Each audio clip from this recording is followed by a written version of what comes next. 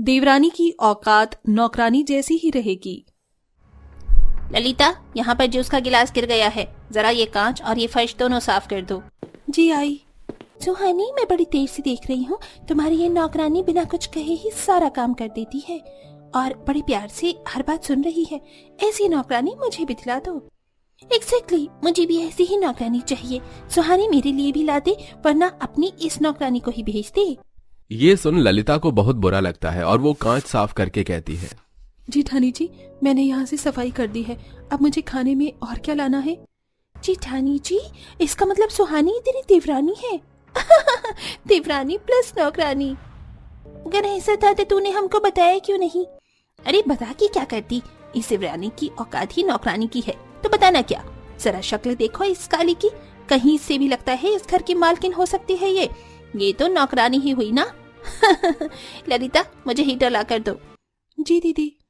ये सुन ललिता की आंखों में आंसू आ जाते हैं और वो हीटर देकर चली जाती है। आखिर क्यों उसकी जेठानी सुहानी अपनी सहेलियों के सामने ललिता को नौकरानी कहकर बेइज्जत करती है?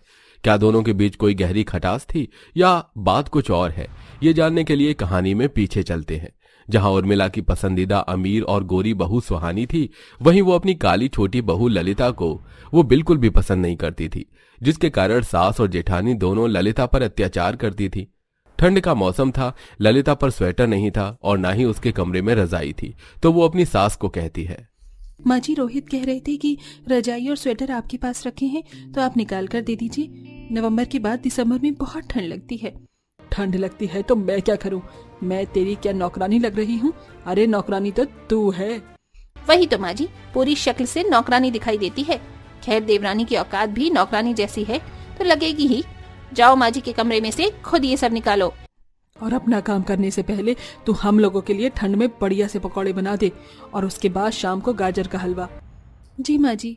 ये कहकर ललिता घमंडी सास और जेठानी के लिए चाय पकौड़े बनाने चली जाती है और बनाकर उन लोगों को दे देती है, जिससे वो कमी निकालने लगते हैं और काली बहू के ऊपर पकौड़े फेंक देते हैं, जिससे उसका चेहरा थोड़ा जल जाता है। जेठानी जी, आपने ऐसा क्यों किया? क्योंकि तुमने खराब पकौड़े बनाए हैं, ऐसा तो करना ही था। अब खड़ी क्या है कल्लू माई, जा हमें पकौड़े खाने दे। मैंने तेरे लिए ढेर सारे कपड़े गंदे रखे हुए हैं और ये चद्दर, पर्दे, कंबल ये सब भी धो दियो। हाँ, और जो कपड़ों का सर्फ का पानी बचेगा ना, उससे अपना मुंह भी धो लेना। क्या पता हमारे कपड़ों के गंदे मैल से तुम गोरी हो जाओ। नौकरानी कहेंगी। एक बार फिर अपने रंग रूप के लिए कड़वे शब्द सुनकर ललिता की आंखों में आंसू आ जाते हैं और वो ठंड में ठंडे पानी से ढेर सारे कपड़े धोने लगती है, जिससे उसे जुकाम हो जाता है। जैसे ही एक सुबह जेठानी के कहने पर ठंड में ललिता पौधे लगाकर मिट्टी में पानी डाल रही थी, जिससे उसके कपड़े भी गीले हो जाते हैं और उसका चेहरा भी मिट्टी का हो जाता है। तभी न्यूज़पेपर वाला कहता है, अरे ओ काम वाली बाई, नौकरानी, जरा अपनी मालकिन को बोलना आज का न्यूज़पेपर ले जाए। भैया, मैं नौकरानी नहीं हूँ, बस मेरी हालत मिट्टी की वजह से आपको ऐसी लग रही है। तभी जेठानी जाकर कहती है, पर तुम्हारी औकात तो नौकरानी जैसी ही है देवरानी, और वही रहेगी। न्यूज़पेपर वाले ने भी तुम्हें सही समझा है। सुहानी न्यूज़पेपर लेकर चली जाती है। यह सब होता हुआ ललिता का पति रोहित देख लेता है। ललिता, तुम कुछ भी भाभी को कहती क्यों नहीं हो? क्यों चुपचाप सुनती रहती हो? एक बार तुम अपना सच बता दोगी ना, फिर पता चल जाएगा कौन इस घर की नौकरानी और कौन मालकिन। अजी, जो जैसा चल रहा है चलने दीजिए। मैं शांति से इस घर में रहना चाहती हूँ, चाहे मुझे सुनना ही क्यों ना पड़े। वैसे भी अब तो आदत सी हो गई है मुझे। ऊपर से माँ जी बच्चे का ताना देती रहती है। शादी को 2 साल होने को आए हैं, वो तो मेरे काले चेहरे की वजह से बच्चे को भी नहीं अपनाएंगी।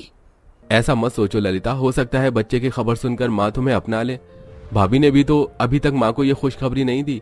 अगर तुम ये खुशखबरी सबसे पहले दोगी तो माँ तुम्हारी कदर जरूर करेंगी। अब ज्यादा देर यहाँ मत खड़ी रहो, तुम्हारे कपड़े गीले हैं और ठंड लग जाएगी।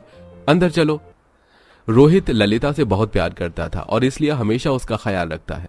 अगले दिन सुहानी की सहेलियां पूजा और अंकिता घर पर आती हैं, जिनके सामने सुहानी देवरानी की इज्जत की धज्जियां उड़ा देती है और उसे सबके सामने नौकरानी कहती है। सुहानी के कहने पर ललिता वहां हीटर रख देती है। जेठानी जी, आप क्यों मुझे नौकरानी समझती हैं? क्या मैं आपका सारा काम कर देती हूँ इसीलिए? अरे जरा अपनी सूरत देखो कल्लो माई, अव्वल दर्जे की नौकरानी लगती हो तो यही बोलोगी ना। एक्चुअली तुम्हारी औकात भी यही है। ये सब सुन ललिता को बहुत बुरा लगता है और वो बहुत रोती है। कुछ दिनों बाद ललिता मां बनने की खुशखबरी उर्मिला को देती है, जिससे उर्मिला खुशी के मारे उसकी नजर उतार कर कहती है, जीती रहे ललिता बहू, तूने तो मुझे दादी बनाने की खुशी दे दी। अब मैं तुझे फिर कभी ताने नहीं मारूंगी। बड़ी बहू जा ललिता के लिए केसर का दूध लेकर आ। जी माँ जी। क्या दिन आ गए हैं, जिस काली को मैंने हमेशा नौकरानी बनाकर रखा उसकी औकात दिखाई, अब उसके लिए मैं कुछ लेने जाऊं, कहीं माँ जी इससे प्यार न करने लग जाए। जिठानी चिढ़कर दूध लेकर आती है और ललिता उस दूध को पीती है। इतने में सुहानी बेहोश हो जाती है। भाभी बेहोश हो गई? अरे मुझे फौरन डॉक्टर को बुलाना चाहिए। रोहित डॉक्टर को फोन करके घर बुलाता है और सुहानी का चेकअप करने पर पता चलता है कि वो भी मां बनने वाली है। उर्मिला का सारा प्यार अब सुहानी को मिल जाता है और सास गिरगिट की तरह रंग बदलते ही कहती है, भगवान ने मेरी सुन ली। अच्छा हुआ कि तू भी मां बनने वाली है, वरना मुझे काली बहू के सहारे काले बच्चों को पालना पड़ता। लेकिन अब मैं तेरे गोरे बच्चों को पालूंगी। ओह काली गुलाब जामुन, ऐसे महारानी की तरह बैठी क्या है? भूल मत, तू नौकरानी है और नौकरानी ही रहेगी। हाँ देवरानी जी, तुम्हारी औकात नौकरानी की ही रहेगी। जाओ अब मेरे लिए केसर का दूध लेकर आओ। भाभी मेरे सामने आप मेरी पत्नी को ऐसा कैसे कह सकती हो? वो क्यों काम करेगी? वो गर्भवती है। सच बोलने में अब देवर जी तुमसे कैसी शर्म, काम तो उसको करना ही होगा क्योंकि मैं प्रेग्नेंट हूँ और बड़ी हूँ, और ये काली जैसे आज तक काम करती आई है वैसे ही करेगी। रोहित जी रहने दीजिए। ललिता अपने पति को शांत करवाकर अपनी प्रेग्नेंट घमंडी जेठानी के लिए दूध लेकर आती है। अब सास और जेठानी उसके गर्भवती के समय में भी उसे कालेपन का ताना परेशानी देकर ठंड में उससे घर का सारा काम करवाते हैं, जिससे उसकी हालत खराब हो जाती है। फिर भी अपना पेट पकड़कर ऐसे ही काम करती है। लेकिन रोहित अपना पति का फर्ज निभाते हुए ललिता का बहुत ख्याल रखता है। इस तरह 9 महीने बीत जाते हैं। दोनों बहुएं बेटे को जन्म देती हैं। इसके बावजूद भी उर्मिला अपनी गोरी बहू के बेटे को ही गोद में खिलाती है। अरे मेरा रूहान, मेरा चिरोटा, मेरा सिपाही, दादी के बच्चे, मेरा लड्डू दादी के साथ खेली खेली करेगा ना? हाँ ठंड लगी है मेरे बच्चे को। दादी ने आपके लिए नया स्वेटर बनाया है, ये लो पहनो। माँ जी गोलू के पास आपके हाथ की बनी एक भी स्वेटर नहीं है, इसके लिए भी आप एक स्वेटर बना दीजिए। हट मेरे पास से, तेरी जैसी काली के बच्चे के लिए स्वेटर बनाने का टाइम बिल्कुल भी नहीं है मेरे पास। बाहर के बाजार से खरीद के पहना दे। देवरानी जी तुम्हारी औकात तो नौकरानी की है ना, तुम्हारे इतने अच्छे नसीब नहीं है कि माँ जी के बनाए हुए स्वेटर तुम अपने बच्चे को पहनाओ। माँ जी शुरू से लेकर आज तक मैंने अपने लिए सब कुछ सुना है, पर मेरा बच्चा गरीब नहीं है। आपका आशीर्वाद उसे मिल जाए स्वेटर के बहाने, इसीलिए मैंने स्वेटर लेने का सोचा था। पर मैं अपने बेटे को बढ़िया से बढ़िया महंगी स्वेटर पहना सकती हूँ। और रही नौकरानी की बात, तो जेठानी जी हाँ मैं शक्ल से काली हूँ, आपको लगता भी होगी नौकरानी, लेकिन मेरी औकात बहुत बड़ी है। इतनी एजुकेटेड हूँ कि अपने बच्चे को अपने दम पर पाल सकती हूँ। इंजीनियर रह चुकी हूँ, फिर भी बहू बनकर मैंने सब कुछ सुना। मैं चाहूँ तो रातों रात मर्सिडीज खड़ी कर सकती हूँ अपने घर के बाहर।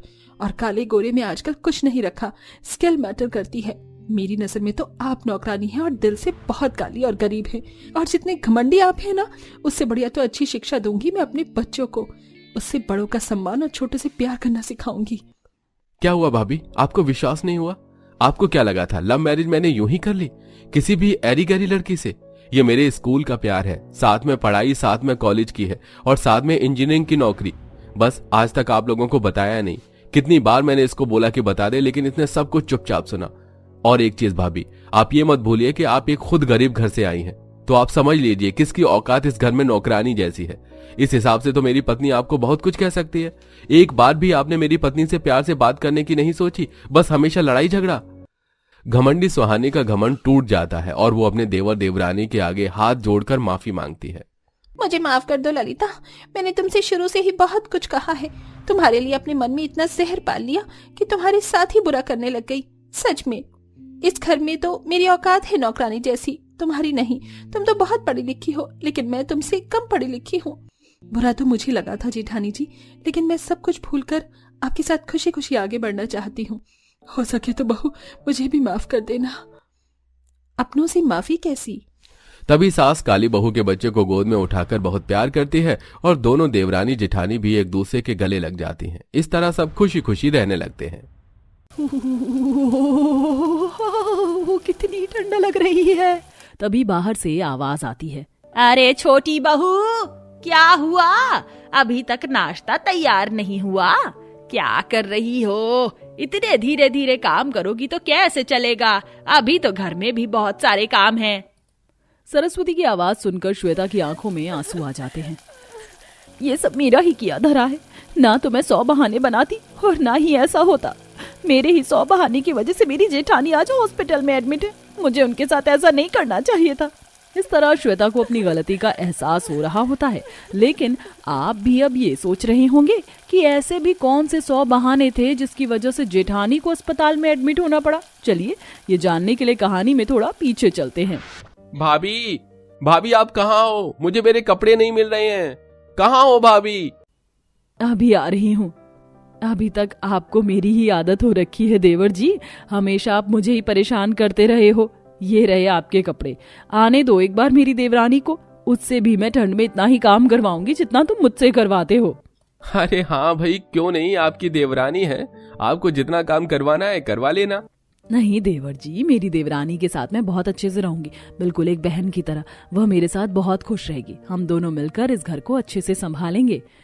पृथ्वी अपनी भाभी की ये बात सुनकर खुश होता है। अगले दिन जब सवेरा होता है, सभी लोग बारात की तैयारियों में लग जाते हैं। पृथ्वी की घुड़चड़ी होती है और वह धूमधाम से बारात लेकर श्वेता के घर आते हैं, जहाँ पर श्वेता और पृथ्वी दोनों की शादी होती है और उन दोनों को घर लेकर आया जाता है। स्वागत है आपका हमारे इस घर में देवरानी जी, आ जाइए। रचना बहुत ही प्यार और प्रेम के साथ अपनी देवरानी का गृह प्रवेश करती है और गृह प्रवेश के बाद श्वेता घर के अंदर आती है। देवरानी जी आप यहाँ बैठ जाओ, अभी आपकी शादी के बाद वाली रस्में बाकी हैं।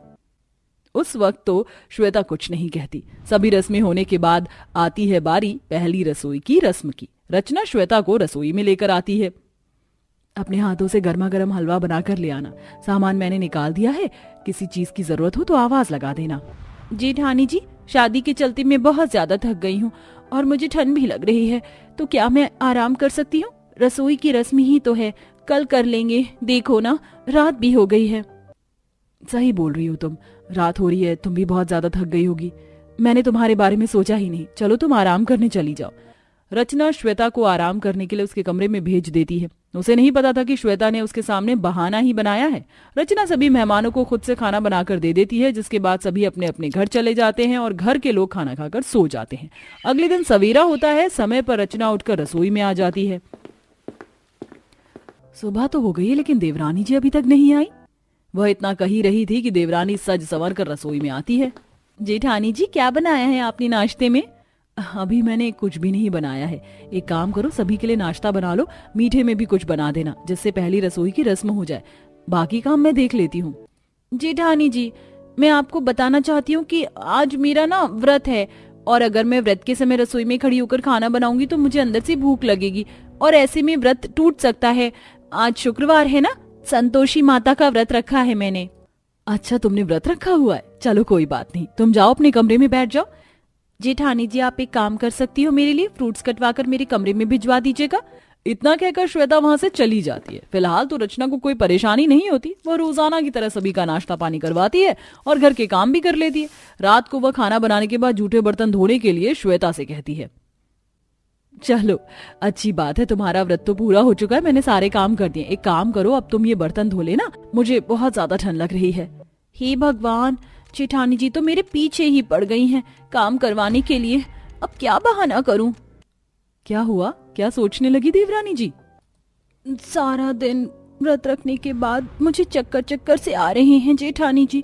मैं अभी अपने कमरे में थोड़ी देर आराम करने जा रही हूँ, और आप तो जानती हैं कि कितनी ठंड हो रही है, लेकिन मैं धो दूंगी बर्तन। श्वेता ऐसा कहकर अपने कमरे में आ जाती है। उसके जाने के बाद रचना समझ जाती है कि ये तो उसने पूरा बहाना ही बनाया है। मैं सुबह से देख रही हूँ, कामचोर देवरानी बार बार कोई ना कोई बहाना बनाकर अपने कमरे में चली जाती है। मुझे पता है ये भी उसके 100 बहानों में से कोई एक बहाना होगा। आखिर में मुझे ये बर्तन धोने पड़ेंगे। रचना ऐसा कहकर ठंड में सारे बर्तन धोती है और अपने कमरे में चली जाती है। अगले दिन रचना किसी भी काम को हाथ नहीं लगाती और चुपचाप सोफे पर बैठी रहती है। अरे भाई क्या बात है, घर में 2 बहू हैं, उसके बाद भी सुबह से नाश्ता पानी नहीं हुआ। क्या हुआ बड़ी बहू, आज हमें भूखा रखने की सोचकर बैठी हो क्या? क्यों माँ जी, इस घर के अंदर मैं ही इकलौती बहू हूँ क्या? जब से देवरानी जी आई हैं उन्होंने एक काम को हाथ नहीं लगाया, 100 बहाने बना दिए। अब एक काम करो, देवरानी जी को बुलाओ, आज वही नाश्ता बनाएंगी। रचना के इतना कहने पर सरस्वती आवाज लगाकर छोटी बहू को बुलाती है। श्वेता, श्वेता, अरे बहू कहाँ हो तुम? सरस्वती की आवाज लगाने के बाद श्वेता अपने कमरे से बाहर आती है। उसके सर पर कपड़ा बंधा होता है और वह ठंड से कांप रही होती है। हे राम, ये सर का दर्द खत्म ही नहीं हो रहा है। जी माँ जी, आपने मुझे बुलाया था क्या? सरस्वती उसकी हालत देखकर कुछ कह ही नहीं पाती। क्या हुआ बहू, सर पर कपड़ा क्यों बांधा है? तुम्हारी हालत मुझे ठीक नहीं लग रही। माँ जी, मेरे सर में बहुत दर्द हो रहा है। लगता है ससुराल का हवा पानी सूट नहीं कर रहा। अच्छा बहू, एक काम करो, तुम अपने कमरे में आराम करने चली जाओ। मैं पृथ्वी को बोल दूंगी कि तुम्हें दवाई दिलाकर ले आएगा। उफ, ये क्या हो गया? दवाई या फिर डॉक्टर? कहीं मेरा भांडा फूट ना जाए। अरे क्या हुआ बहू?